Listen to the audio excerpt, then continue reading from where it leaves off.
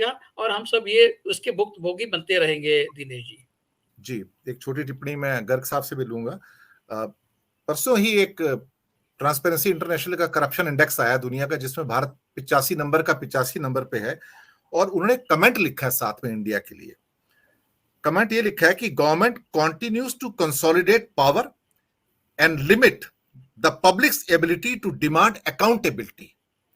They detain more and more human right defenders and journalists under the Unlawful Activities Prevention Act. ये साथ में शब्द use किए गए हैं भारत के लिए उस रिपोर्ट के अंदर।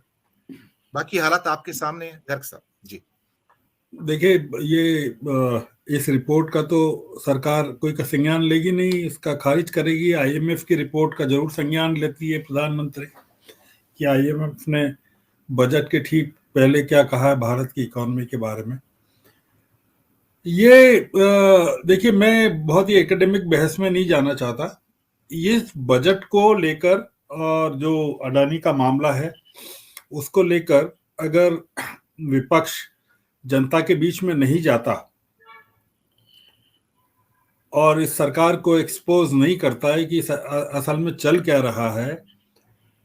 दिनेश जी, ये लड़ाई अब अंतिम दौर में है, ये प्रजातंत्र की जो लड़ाई है। मैं इसको अडानी का मामला तो बड़ा सीमित मानता हूं, क्योंकि स्टॉक्स में इन्वेस्टमेंट वो आम आदमी करता नहीं है, बहुत कम लोग करते हैं। और ये जो है, इसमें भी आप अगर पाएंगे कि अडानी की जो टोटल जो उन पर कर्ज है उसमें 40% जो है, 24% के करीब है वो बैंक वगैरह का कर्जा है। तो वो आम आदमी पर इनडायरेक्टली इम्पैक्ट करता है। ये जो मामला है ये लोकतंत्र का मामला है। देखिए, इसको पूरा इस तरह से लीजिए, ये जो 2 साल हैं 2023 और 24 के, दुनिया देख रही है। आप जो कह रहे हैं ना, मैंने अभी पिछले 6 महीने से मैं बाहर ही हूँ, पहले ऑस्ट्रेलिया था, अभी अमेरिका। लोग पूछ रहे हैं कि आपके यहाँ ऐसे कैसे हो रहा है। हमें तो पता ही नहीं था कि हाँ भारत में ये स्थिति है। इसलिए आप उसको भूल जाइए।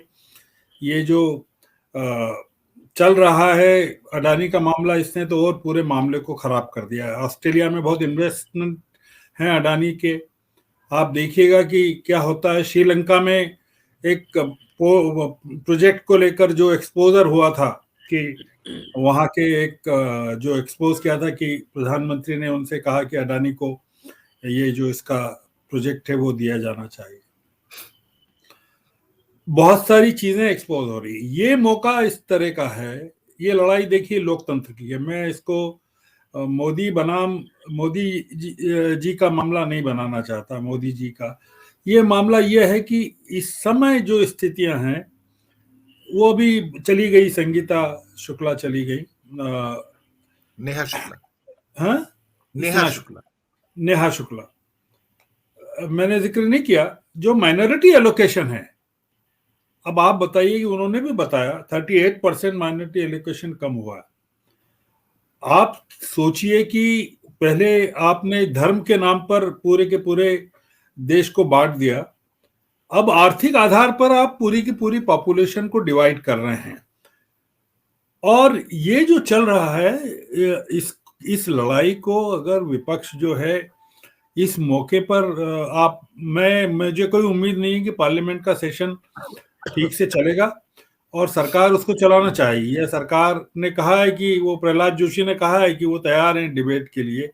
अडानी पर भी डिबेट हो सकती है, पर मुझे नहीं लगता कि इस तरह की कोई डिबेट होगी। जनता के बीच में अगर राहुल गांधी और विपक्षी दल अब नहीं जाते हैं, 2 साल तक विपक्षी दलों को, विपक्षी नेताओं को पूरे अपना वक्त जो है सड़कों पर देना पड़ेगा, लोगों को एजुकेट करने के लिए कि चल क्या रहा है। ये अडानी का जो एक आदमी जो स्कूल का ड्रॉप आउट है, वो कैसे 8 साल में, 9 साल में कैसे इतनी संपत्ति अर्जित कर लेता है, किसके कारण कर लेता है। और वो जब उसका जो एम्पायर ध्वस्त होता है तो उसके कारण देश को किस स्थिति में जाना पड़ता है। ये मौका है दिनेश जी, ये अगर चूक गया मौका तो इसमें मैं एलोकेशन की बात नहीं कर रहा हूँ, हेल्थ और एजुकेशन की, मैं डेमोक्रेसी के एलोकेशन की बात कर रहा हूँ कि डेमोक्रेसी का एलोकेशन ही नहीं बचेगा, डेमोक्रेसी के लिए एलोकेशन सरकार नहीं करेगी तो फिर हेल्थ और एजुकेशन को भूल जाइए। हम एक नई किस्म के